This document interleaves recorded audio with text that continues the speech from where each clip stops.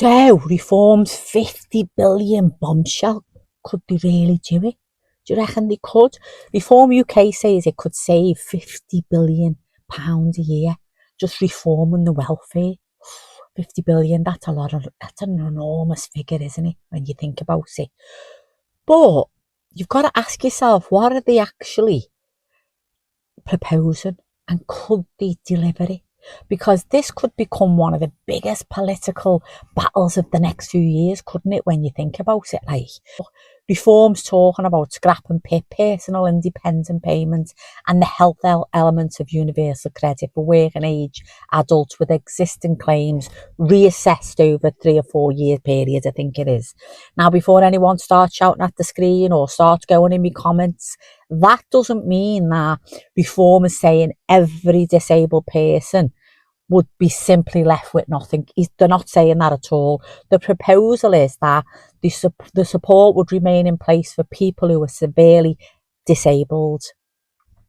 But for some lower level claims, instead of receiving regular cash payments, people could potentially receive more targeted support, things like equipment or transport or care.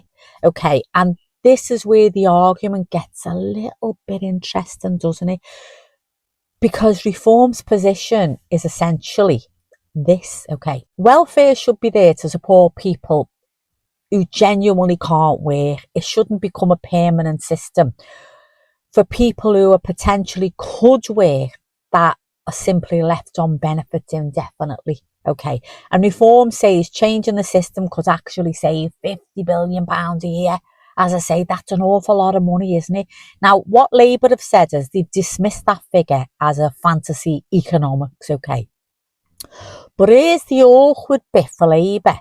I think so anyway. When the government tried to make welfare savings around £5 billion, it faced huge opposition, didn't it, from its own MPs? So it's perhaps not surprising that Labour isn't exactly in a strong position to lecture reform about welfare reform. But here's where I think that reform needs to answer some serious questions, really. 50 billion, as I say, is an awful lot of money, isn't it? Where exactly does that 50 billion come from? How many people would lose cash payments? And how many people would actually move into work? How much would the new targeted support actually cost? Think about that.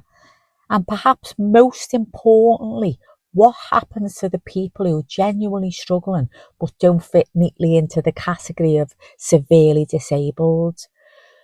Because there's a massive difference, isn't there, between stopping abuse of the welfare system and accidentally making it harder for people who genuinely need help. And that's the bit I want to see properly explained, and I'm sure you do, because I'm all for reforming the system that isn't working. I'm all for making sure that taxpayers' money is being spent properly. Of course I am, like we all are.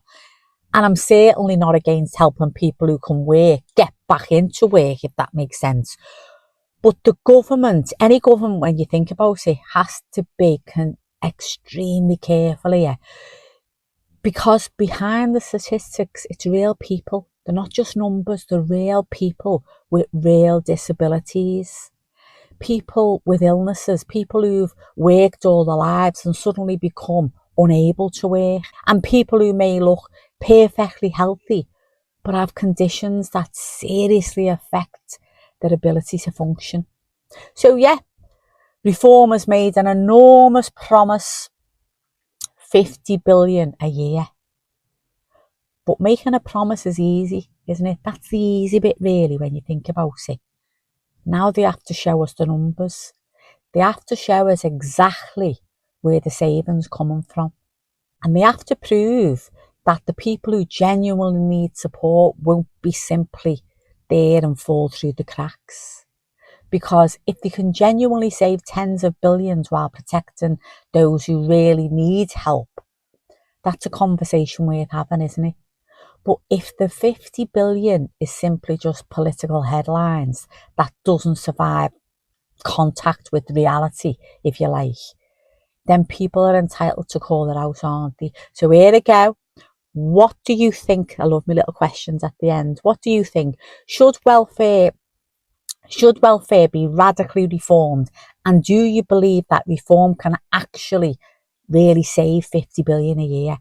Let me know in the comments. And the other thing is that why I'm doing these in the car is because my house is really noisy at the minute. So I get a bit of quiet in the car. And with this new microphone, it's actually picking up everything, every little bit of noise in the house, which is great, but not for me.